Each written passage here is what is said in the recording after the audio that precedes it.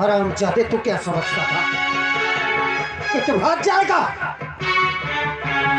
तेरी मौत तेरे पीछे आ रही है और तू समझता है कि तू अपनी मौत से बच जाएगा।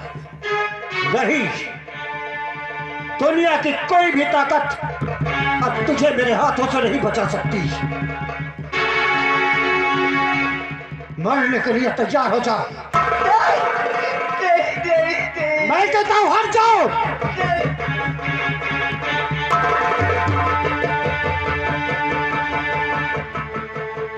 सबसे सिख ये कौन है जिसके प्राण बचाने के लिए हमारे पैरों में गिर गई? ऐसे तो कोई मालूम नहीं चल रहा है कौन है।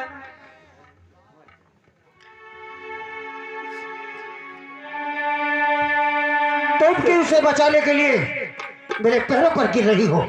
ये मेरा दुश्मन है। ये मेरा बेटा है। ये तुम्हारा बेटा हो ही नहीं सकता। सच कहती हूँ, ये मेरा बेटा है। समझ गया मैं। ये बहरूपिया जान गया है कि मैं किसी स्त्री पर वार नहीं करता, इसीलिए तुम्हें अपना कवच बनाया है। मैं तुमसे बार बार कहता हूं कि हट जाओ, इसे मैं जिंदा नहीं छोड़ूंगा। और कहीं ऐसा ना हो कि मेरी प्रतिज्ञा टूट जाए। मैं नहीं चाहता कोई निर्दोष या कोई स्त्री मेरे हाथों से मारी जाए, क्योंकि इस कमीने को मैं अगर आपको मारना है तो पहले गोली मुझ पे चलाई, क्योंकि 20 साल के बाद आज मेरा बेटा मुझे मिलाए। मैं आपके आगे हाथ जोड़ती हूँ। मैं कैसे यकीन कर लूं? मैं कैसे यकीन कर लूं कि यह तुम्हारा बेटा है, क्योंकि इसने खुद मुझ पर आरोप लगाया है कि मैं इसकी मां का कातिल हूं। यह बार बार उसे अपना बेटा बनाकर उसका कवच बन रही है। सबसे सिख अगर ये कह रही है तो पूछो ये कहां की रहने वाली है? इनके घर के सभी लोगों का नाम पूछो। अगर उसका और इनका परिचय एक हुआ तो मैं मान लूंगा कि इनका बेटा है, अन्यथा मैं भूल जाऊंगा कि मैंने कोई प्रतिज्ञा भी की है। ठीक है सरदार जी, मैं पूछ रहा हूं, आपका नाम क्या है?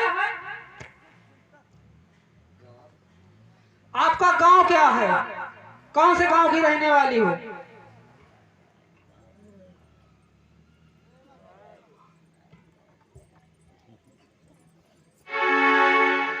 मैं जिला जौनपुर और गांव मुरादाबाद की रहने वाली हूँ। सरदार जी, कौन? जिला जौनपुर और ग्राम मुरादाबाद बता रही है। गांव मुरादाबाद? जी सरदार जी। वर्षों के बाद उस गांव का नाम सुना है। बीती हुई लाखों यादें मेरे सामने आ गई। पूछो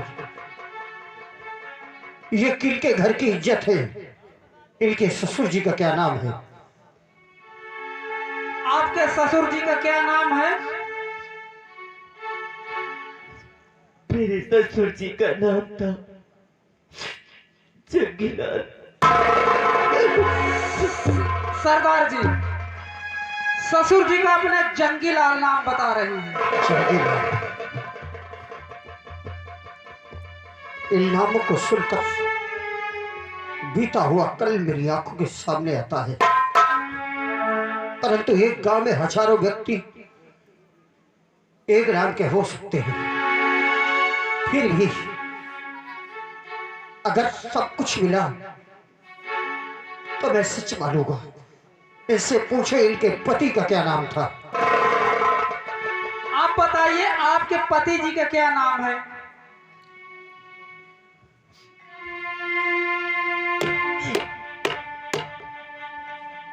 मैं अपने पति का नाम आज तक अपने जिब्बे पर कभी नहीं लाई। आज भी मैं आपसे हाथ जोड़ती हूँ कि भगवान के लिए उनका नाम मेरी जुबान से मत कहलवाइए। देखिए, कोई समस्या कोई संकट यदि पड़ती है तो पति के नाम लेने में इसमें कोई दोष नहीं है। तो ठीक है, हे प्राणनाथ, आप जहाँ कहीं भी हो, आज मुझसे एक बहुत भारी गलती होने जा रही है। इस गलती को माफ कर देना नाथ, माफ कर देना। मेरे पति का नाम था दर्शन।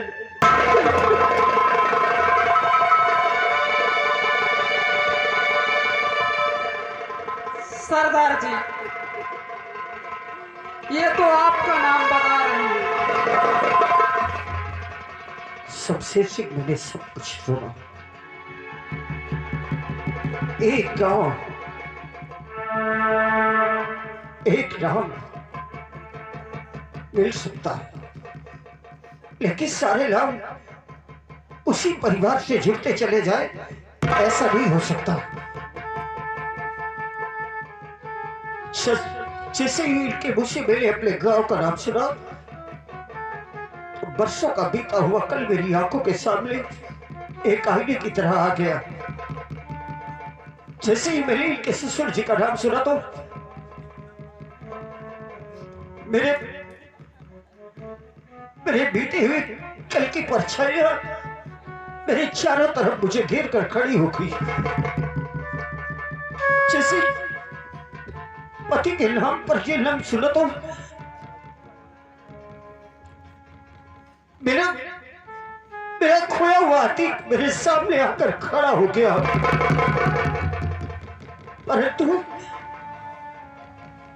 कहीं ऐसा ना हो कि जो मैंने प्रतिज्ञा की थी वो टूट जाए, क्योंकि मैंने आज तक किसी भी औरत से ये नहीं कहा कि तो अपना मुख मुझे दिखाओ, क्योंकि मैं अपनी पत्नी के सिवा किसी को इस दृष्टि से नहीं देख सकता जिस दृष्टि से इनका मुख खुलवाने की कोशिश करना पड़ रहा है आज मुझे।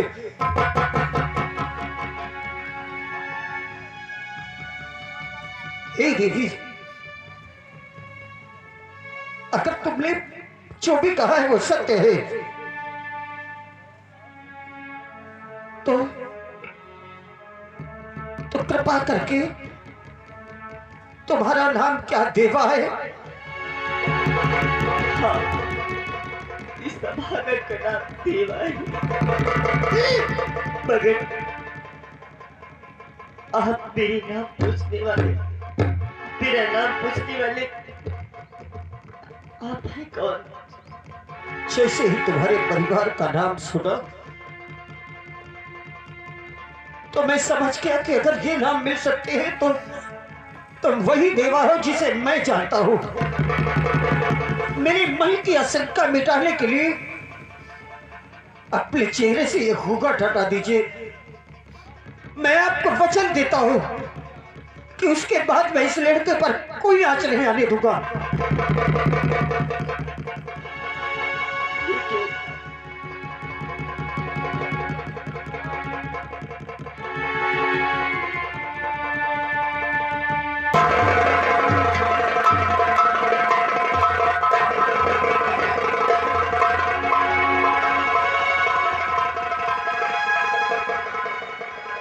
देवा, ये सत्य है कि जिस देवा को मैं जानता हूं वही हो तुम, परंतु तुम्हारे परिवार का नाम, तुम्हारा नाम जानने वाला मैं कौन हूं जानती हो? कौन है आप? मैं कोई और नहीं, मैं वही अभागा दर्शन हूं देवा, वही अभागा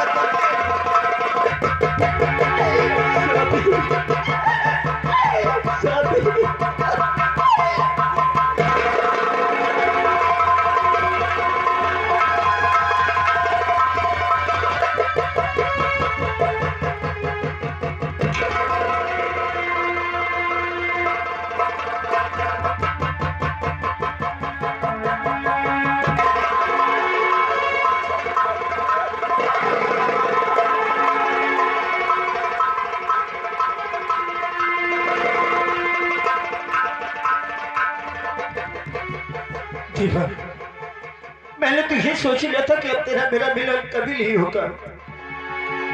मेरे जाने के बाद शायद तुम लोगों के प्राण भी इस दुनिया से चले गए होंगे, मेरा परिवार सब समाप्त हो गया होगा, क्योंकि भगवान ने कभी मुझ पर कोई दया नहीं की। लेकिन आज जब तुम्हारा मेरा मिलन हुआ तो मुझे ये पता चला कि शायद भगवान मुझ पर तरस खाकर तुम्हें जिंदा रखा आज तक। परंतु दीवा, हाँ दीवा, तुम इसे बार बार बेटा कहती हो, लेकिन मैंने तुम्हारी गोद में अपने मुन्ने को छोड़ा था। मेरा मुन्ना कहाँ है दीवा? बोलो, वो कहाँ है? अपना मुन्ना, ये जो लड़का खड़ा है देख रहे हो, जिसकी आप चाह लेना चाहती थी, ये और कोई नहीं, यही आपका बेटा है। ये मेरे बाबूजी कैसे हो सकते हैं? गुलशन मेरा बेटा?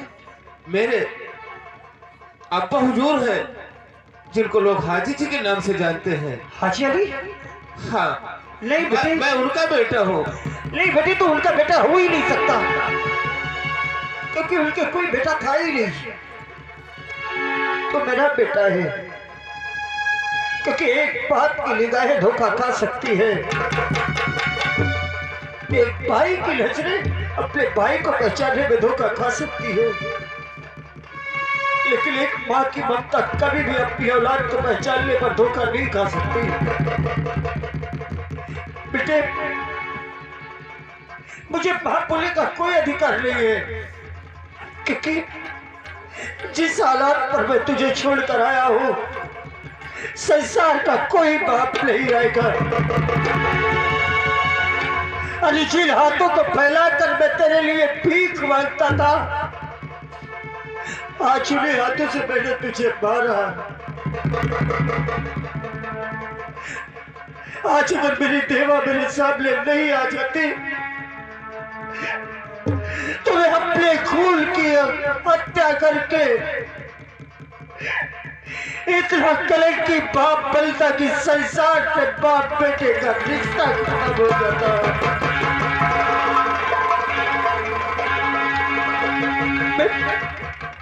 मैं वो पापी हूं जो तुझसे क्षमा मांगने के लायक भी नहीं हूं, लेकिन बेटे तूने हाजी अली का नाम बताया। हाँ, मैं हाजी अली का बेटा हूँ। तो मुझे ले चल अपने हाजी अली के पास। अगर वो कहते हैं कि तू उनकी सगी औलाद है, तो मुझे तू गोली मारकर अपनी प्रतिज्ञा पूरी करना, ये मेरा वचन है तेरे लिए। ठीक है, मैं अपने अब्बा हुजूर को अभी बुलाता हूँ।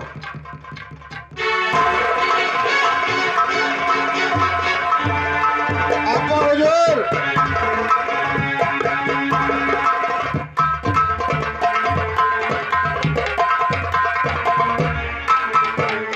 क्या है बेटा?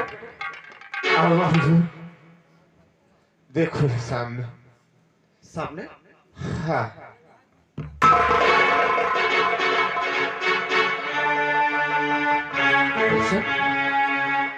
ये आदमी कहा तुम्हें मिला?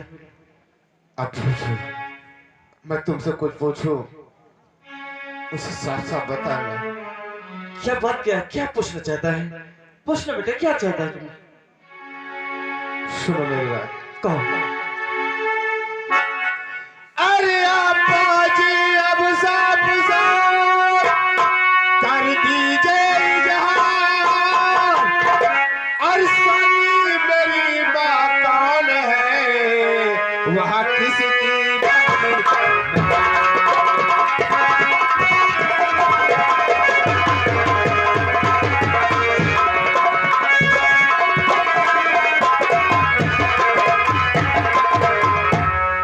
मेरी सगी माँ कौन है? गुलशन, आज तक तुमने ऐसी बात कभी नहीं पूछी, आज क्या हो गया तुम्हें? आप पूछो। इस सामने कह रहे हैं कि तू मेरा बेटा है, लेकिन हाँ, सामने आ जाए भगवान आ जाए, सामने अल्लाह आ जाए, खुदा आ जाए, कोई भी कहे कि तुम मेरी औलाद है तो तुम मेरी औलाद हो। वो तो मैं बात इनको इसको हक है पूछने का। हाजी अली, मुझसे आज डरने की कोई आवश्यकता नहीं, क्योंकि तुम्हारे सामने एक डाकू नहीं बल्कि एक भिखारी बाप खड़ा है। मैं तुम्हारा गुनहगार हूं, क्योंकि मेरे हाथों से तुम्हारी पत्नी की हत्या हुई है। मगर आज एक बाप तुमसे सच्चाई के 2 शब्द भीख में मांगता है। मेरी झोली में एक सच डाल दो, उसके बाद जो भी सजा दोगे मुझे मंजूर होगा। दरअसल तुम्हें सच्चाई और झूठ से कैसे विश्वास होगा कि मैं सच बोल रहा हूँ कि झूठ बोल रहा हूँ। एक दिन वो भी था जब मैं खुदा की कसम खा के कह रहा था कि मेरे पास कुछ नहीं है, कुछ नहीं है मेरे पास, लेकिन तुमने दौलत के नशे में चूर होकर मेरे हरे भरे संसार को उजाड़ा है। उसी वक्त में तुमने कहा था उस खुदा की लाठी में आवाज नहीं होती, लेकिन जिस दिन उसकी मार पड़ेगी तुम्हारा सारा नशा चूर हो जाएगा। हाँ हाजी अली, आज इसी खुदा की मार मुझ पर पड़ी है, परंतु ऐसा मोड़ था मेरे सामने कि हर दौलत वाला मुझे जालिम नजर आता था। हर दौलत वाले पर मुझे वही शैतान नजर आता था जो गरीबों पर जुल्म करता था। मैंने अपने लिए कभी कोई दौलत नहीं लूटा। मैंने गरीब जनता के लिए हमेशा दौलत लूटा और उसको गरीब में बंटवाया। उस समय मैं भूल गया था कि भले ही तुम दौलत वाले हो, लेकिन तुम सच्चे इंसान हो। जिसके पास दौलत होती थी वो मुझे जालिम ही नजर आता था। हाजी अली, उस समय मैं क्रोध की अग्नि में जल रहा था। आज पता चला कि क्रोध विनाश का रास्ता है। जो क्रोध के वश में आ जाता है वो अच्छा बुरा सोचने की शक्ति खो बैठता है, और उसी क्रोध के वश में मैं था जो मैं तुम्हारी असलियत, तुम्हारी अच्छाइयां नहीं जान सका। आज अगर मैं तुम पर यकीन करता हूं तो मेरे यकीन को तोड़िए मत। अगर आप 5 वक्त के नमाजी हैं, एक सच्चे मुसलमान हैं, तो आपको आपके खुदा का वास्ता है, आपको आपके कुरान पाक का वास्ता है। क्या गुलशन तुम्हारा बेटा सगा है? ये बताओ। दरअसल तुमने उस खुदा का वास्ता दिया है, इसलिए कि सच्चा मुसलमान और 5 वक्त का नमाजी होने के नाते मैं तुमसे झूठ नहीं बोलूंगा। दरअसल मेरा सगी औलाद नहीं है, ये बात सत्य है, क्योंकि मेरी बेगम का खून होने के बाद मैंने कोई शादी नहीं की। गुलशन को मैंने नदी के किनारे इतना बेरहमी से देखा, अगर मैं वहां उस वक्त पहुंच नहीं जाता तो आज जो सामने तुम्हारे गुलशन खड़ा है शायद इस संसार में होता ही नहीं। जो मेरी सगी औलाद नहीं, दरअसल मैं इसे नदी किनारे पाया हूं। आपका बहुत बहुत धन्यवाद। ये सब